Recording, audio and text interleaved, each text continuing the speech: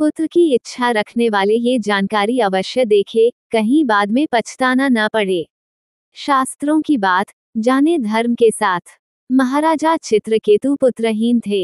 महर्षि अंगिरा का उनके यहाँ आना जाना होता था। जब भी आते राजा उनसे निवेदन करते, महर्षि मैं पुत्रहीन हूँ, इतना बड़ा राज्य कौन संभालेगा, कृपा करो एक पुत्र मिल जाए, एक पुत्र हो जाए। ऋषि बहुत देर तक टालते रहे। कहते राजन, पुत्र वाले भी उतने ही दुखी हैं जितने पुत्रहीन, किंतु पुत्र मोह बहुत प्रबल है। बहुत आग्रह किया, कहा ठीक है परमेश्वर कृपा करेंगे तेरे ऊपर, पुत्र पैदा होगा। कुछ समय के बाद एक पुत्र पैदा हुआ। थोड़ा ही बड़ा हुआ होगा कि राजा की दूसरी रानी ने उसे जहर देकर मरवा दिया। राजा चित्रकेतु शोक में डूबे हुए हैं, बाहर नहीं निकल रहे, महर्षि को याद कर रहे हैं। महर्षि बहुत देर तक इसी होनी को टालते रहे, लेकिन होनी भी उतनी प्रबल। संत महात्मा भी होनी को कब तक टालते। आखिर जो भाग्य में होना है वह होकर रहता है। संत ही है जो टाल सकता है कि आज का दिन इसको न देखना पड़े, तो टालता रहा। आज पुनः आए हैं, लेकिन देवर्षि नारद को साथ लेकर आए हैं। राजा बहुत परेशान है। देवर्षि राजा को समझाते हैं कि तेरा पुत्र जहाँ चला गया है वहां से लौटकर नहीं आ सकता। शोक रहित हो जा, तेरे शोक करने से तेरी सुनवाई नहीं होने वाली। बहुत समझा रहे हैं राजा को, लेकिन राजा फूट फूट कर रो रहा था।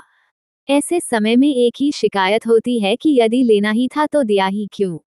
ये तो आदमी भूल जाता है कि किस प्रकार से आदमी मांग कर लेता है। मन्नतें मांग कर इधर उधर जाकर लिया है पुत्र हो, लेकिन आज उन्हें भी उलाहना दे रहा है।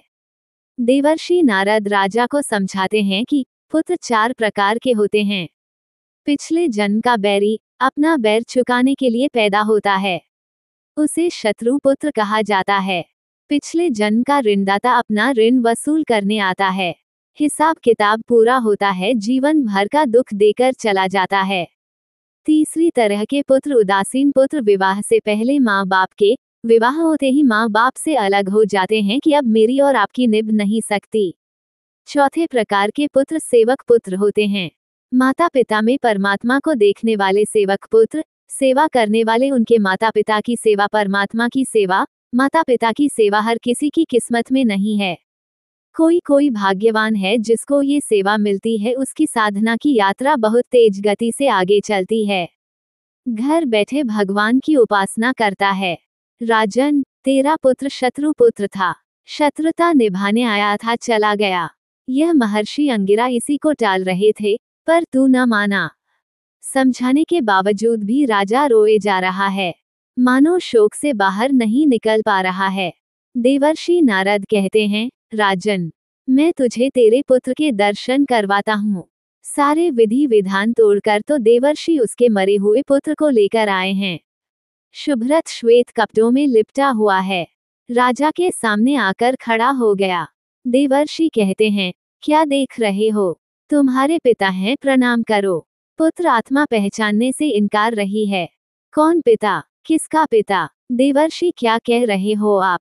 न जाने मेरे कितने जन्म हो चुके हैं, कितने पिता, मैं नहीं जानता ये कौन है, किस किस को पहचानूं। मेरे आज तक कितने माँ बाप हो चुके हैं, किसको किसकी पहचान रहती है। मैं इस समय विशुद्ध आत्मा हूँ, मेरा माँ बाप कोई नहीं। मेरा माँ बाप परमात्मा है, तो शरीर के संबंध टूट गए। जितनी लाख योनियां आदमी भोग चुका है, उतने ही माँ बाप।